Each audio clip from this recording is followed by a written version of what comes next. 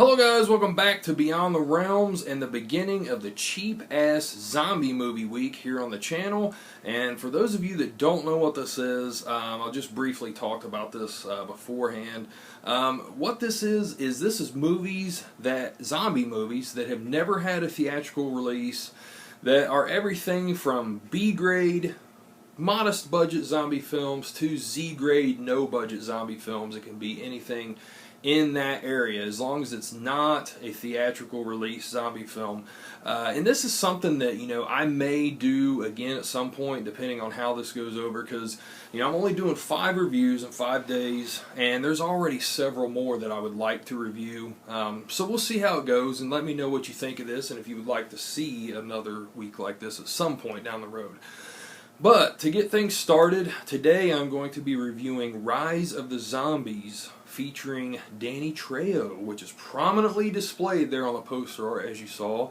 And one thing I want to say is, I'm just going to go ahead and talk about this film. There's going to be spoilers in this because it's kind of hard not to, because it's basically your run-of-the-mill zombie film. The zombie outbreak in this is happening in San Francisco, and this group of people get on a raft. They go over to Alcatraz. They're holing up in Alcatraz. That's where it starts. It starts off, they're already there, and there's talk of this scientist that is over in San Francisco. One of the people there apparently thinks they know where he's at. So Alcatraz starts to get overran with zombies, and they hurry up and fight down the horde. There's one, and one of the doctors stays back. Dr. Dan Halpern, played by LeVar Burton. He stays back there with two of the people that was with them that got bit and became zombies, have them locked up in cells. He's trying to do these experiments, trying to come up with a vaccine on his own, while the rest of the crew goes across the sea there. And you've got Mariel Hemingway playing Dr. Lynn Snyder, Ethan Suplee, which I remembered from American History X, playing Marshall. Danny Trejo as Captain Caspian. Let's see, Chad Lindbergh is Kyle. There was a few other people. That was the main ones in this raft. So they go over there, and there's just zombies everywhere, and basically that's what they're trying to do. They're trying to find this doctor with a vaccine. The one thing that I really liked about this movie is there's a lot of zombie action in this, and it starts right out with zombie action. It doesn't wait. People watch a zombie movie, they want zombie action. They want blood, they want guts, they want fucking rotting flesh, and this film gives it to you in spades, and it gives it to you right away. And there's never a time where the movie drags or it goes very long at all without zombie action happening, and I really like that about this. Because like I said, the story is basically stock. It's basically your run-of-the-mill zombie film, and also this is made by the Asylum, so you know what to expect. But I have to say, man, the production was just really good in this. All of the zombie makeup was all practical. The blood, I'm pretty sure all of the blood splatter was practical. Now, you did have some CG effects with explosions, and there was some smoke coming out of buildings.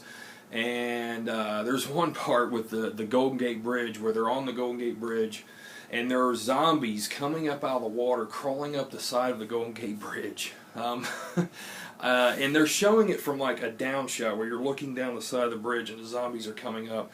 Obviously CG, but I don't know. I personally can forgive the film for that because there is so much other good practical effects, good gut munching, gut ripping, and stuff like that in this film.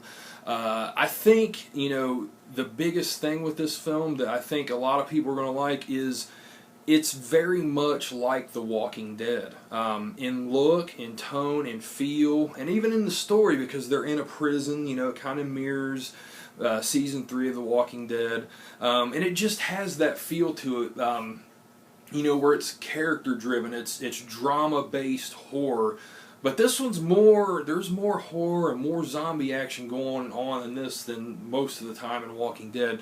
But I think that this Asylum is known for making what's called, the mockbusters, where it mirrors something that is bigger and oftentimes supposedly better. And I think that that's what they were trying to do here, is they were trying to match, you know, The Walking Dead. And for me it worked. I mean, I really was not expecting this to be this good. And when I saw Danny Trejo on the cover, I thought, okay, he's going to have a small cameo. And he's in it right away. And, you know, he's in with the group that's going across back over to San Francisco. I'm like, damn, he is going to be a main character in this. Well, lo and behold, 30 minutes into the film, he's done. But it is cool because he does become a zombie. He's got the white eyes and everything. So you get to see Danny Trejo as a pretty cool zombie for a minute. But really, there's no real central character in the film. I mean, I guess you could say Mariel Hemingway's character would be. I guess she would be the main one, and also Ethan Suplee. I guess those two are kind of like the main characters, and they do pretty good. I mean, they're not bad. The only one in the story that I thought didn't do very well is LeVar Burton. Some of his acting is just not very good. But I like the things that they had his character do. You know, as he's experimenting on these zombies, and especially his wife. You know, he's doing these different tests, trying to figure out a way to help them get better. He's basically like Dr. Frankenstein, Dr. Logan in Day of the Dead. You know, he's trying to do this deprivation of oxygen with them, and he's trying to get his wife to eat these different things, and she won't, and he finally figures out she wants blood, she wants flesh. So there's a pretty grotesque scene where he actually cuts his fucking arm, and like cuts a big chunk out of his arm, and it's pretty graphic, man. I mean, it's actually really damn graphic and cool. He just cuts a chunk out of his arm and gives it to her. But yeah, overall, he just wasn't very good in this film. But other than him, I thought all the acting was pretty decent. You know, the good thing about this film, guys, is it's on Netflix. So if you have Netflix streaming, you can check this out right now. And I'm actually going to give this film an 8 out of 10. I really enjoyed this, and I'll probably pick this up on Blu-ray if I can find a good price on it.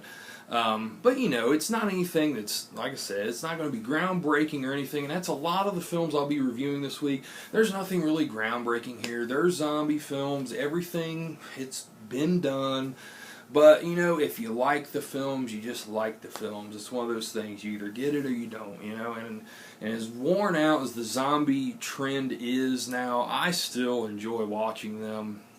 I can't deny that. I do. I still really enjoy zombie films. And to me, this was a fun, enjoyable zombie film with lots of zombie carnage. So if you're looking for that type of stuff, guys, definitely check out Rise of the Zombies. Thank you for watching. I hope you enjoy this week. I got 4 more reviews after this one coming up. So, thanks a lot, guys.